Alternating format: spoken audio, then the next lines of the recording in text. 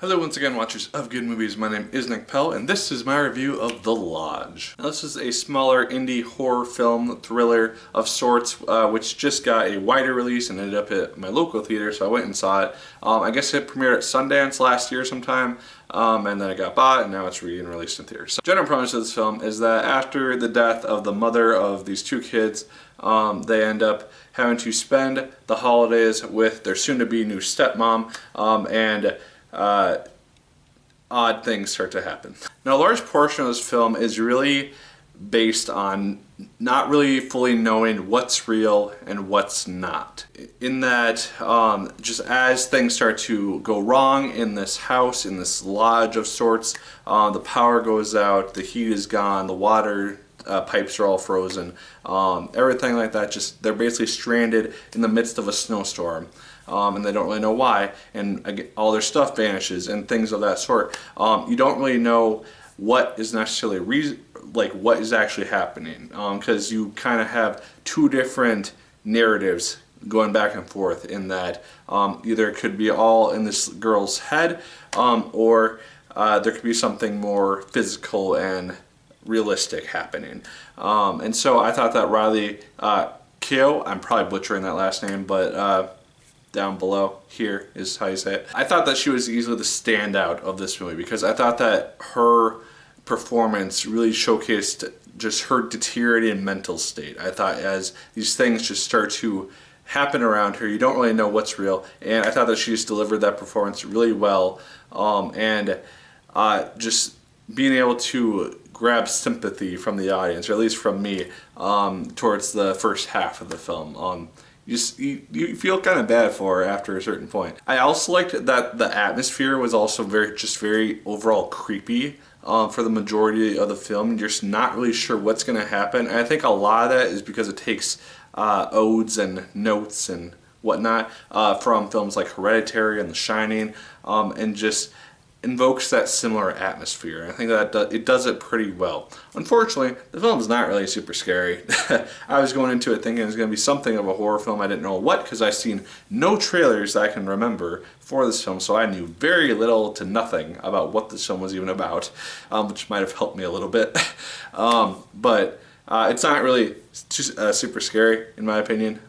There's no jump scares, thankfully, so props to the film for that.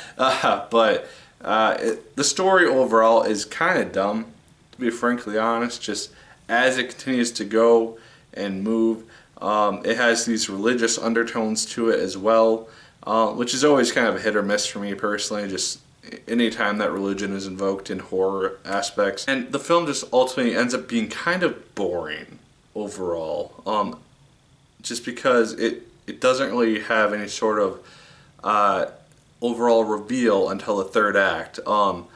And this is where I'm going to have to get into spoilers, where I'm going to talk about the end of the film, because I don't really feel like I can talk about this whole movie without going into spoilers. So if you don't want to have the film spoiled for you, jump to this time code at the bottom here and it'll take you to the wrap-up portion of the review probably. But spoilers now. The kids are assholes in this film, because it is revealed that everything that's been happening has been orchestrated by these two kids. Jaden Martell and Leah McHugh are the actors, and I thought that they also did good jobs in the movie. But they basically take advantage of this woman's past, her being involved in this hysterical cult, and her being the only survivor, and being raised by a overly religious and cult leader father, and her. We see her struggling with those mental issues as she has to take pills in order to basically control her mind, more or less.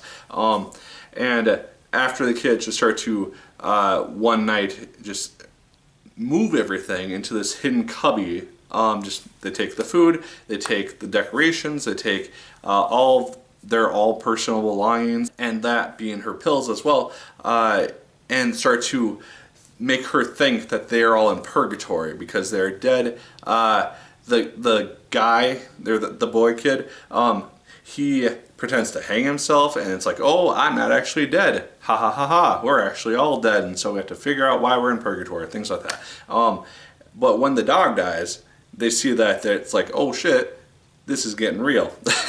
And everything that happens at the end of this film is directly their fault, because they basically make this woman go crazy and just fall back into her like overly religious cult-like mindset, where it's all like repent, and she's burning herself by the fire, and it's all very tough to watch towards the end of the film.